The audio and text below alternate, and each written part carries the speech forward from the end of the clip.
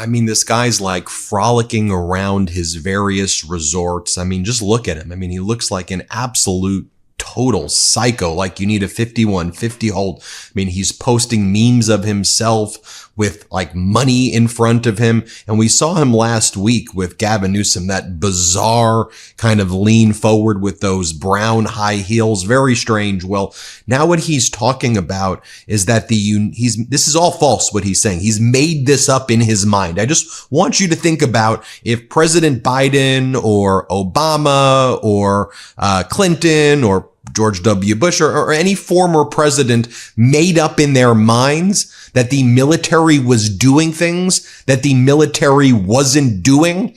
Do you think it would be a front page headline? This is what Donald Trump posted. The United States military just entered the great state of California and under emergency powers turned on the water flowing abundantly from the Pacific Northwest and beyond. The days of putting a fake environmental argument over the people are over. Enjoy the water, California. He's just made this up. This is 100% false. So you're like, is any aspect of this true? No. It's been raining in California earlier in the week.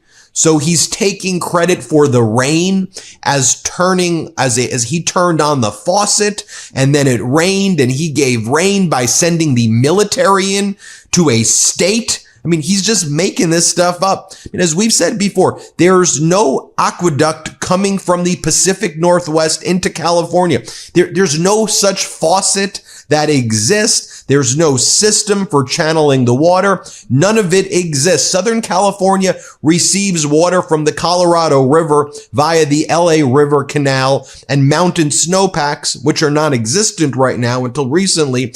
No rain for 8 months. All reservoirs were at capacity, although it's finally rained, and you can see some of the snow on the mountains here. But what do the Trump followers say? They fall for this WMD, weapon of mass distraction, right away. These are Trump followers. Definitely opened that faucet with a photo of like an AI Jesus on his shoulders. This one went viral.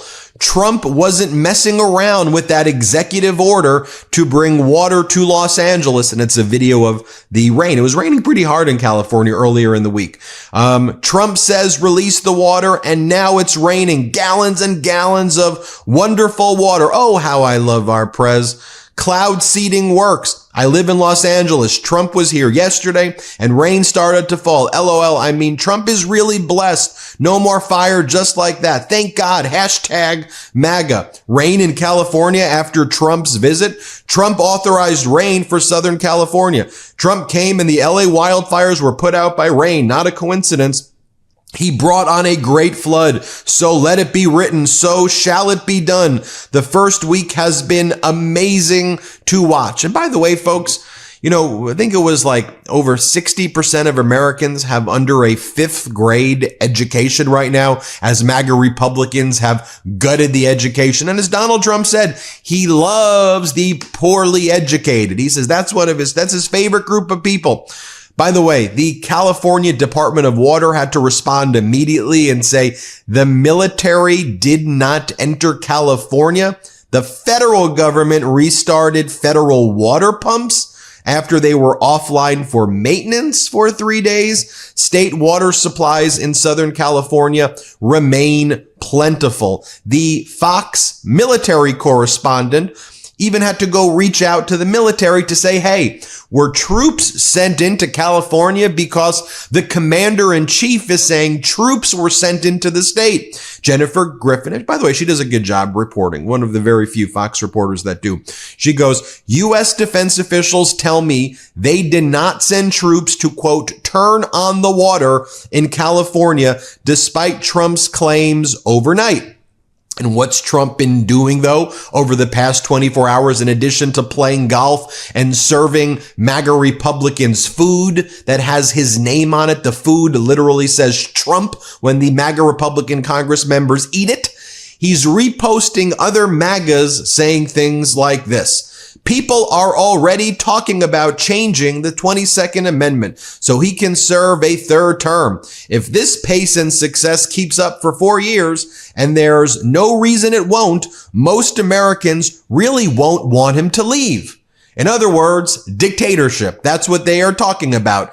Dictatorship. And by the way, remember Donald Trump's promise that he would be a dictator on day one? So while Donald Trump is out there having imaginary military invasions in the state of California while corporate media is normalizing this, well, the Trump Office of Management and Budget, before the OMB director was even sworn in, the author of Project 2025, before that even happened, Trump's Office of Management and Budget ordered a freeze on all federal funding for all grant programs, period. Medicaid, CHIP, SNAP, Head Start can be impacting basically any program, as Nikki McCain Ramirez says, funded through any pass-through grants to states for administration and distribution is in a gray area that the funding will be stopped. All government aid, period.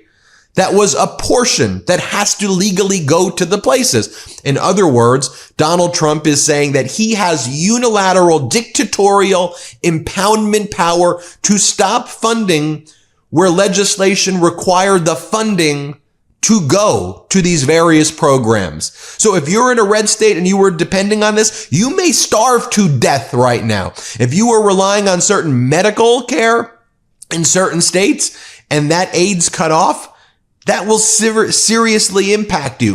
What else happened this morning? By the way, hat tip to, I'm being sarcastic here, to Sean O'Brien, that Teamsters president who took that thumbs up photo over and over again with Donald Trump at Mar-a-Lago, because Trump just gutted the National Labor Relations Board. He fired their general counsel and he fired their first female black board member, Gwen Wilcox.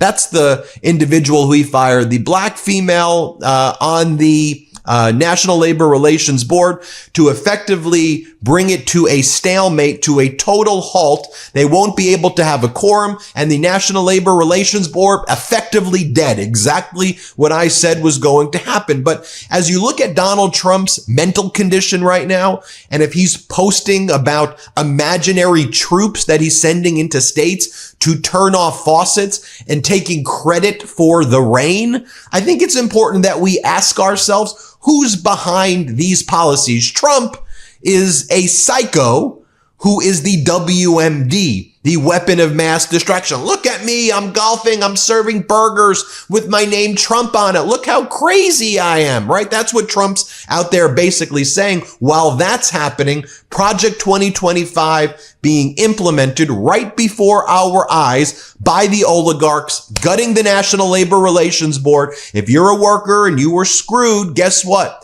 Tough luck right now, because the NLRB is effectively done with, because there's no quorum at this point and their general counsel's gone. This is what we said. Look, Trump's oligarchs, Jeff Bezos, Elon Musk, were arguing to gut the NLRB in federal court in the Fifth Circuit weeks ago. So of course Trump was going to do that. And they've been arguing that over the course, actually over the past several years, they've been arguing that. So of course that was going to happen. And while all of this is going on, while Donald Trump is posting photos of himself with, money and frolicking around Mar-a-Lago, what is going on as well on the Trump propaganda networks? I kid you not. They are eating tacos and they are mocking migrants who are being rounded up and shackled. And they're saying, well, let me just enjoy my taco. Pretty good here. Watch this. What are you going to do? Will you come take it out of my ham? I'm going to eat half this plate during the break. Maybe I'll call the ICE hotline. I don't know if I'll have enough time. Sure. All kidding aside, it was actually really good taco. These people broke the law. They broke the law to get here. Thanks for watching. Hit subscribe.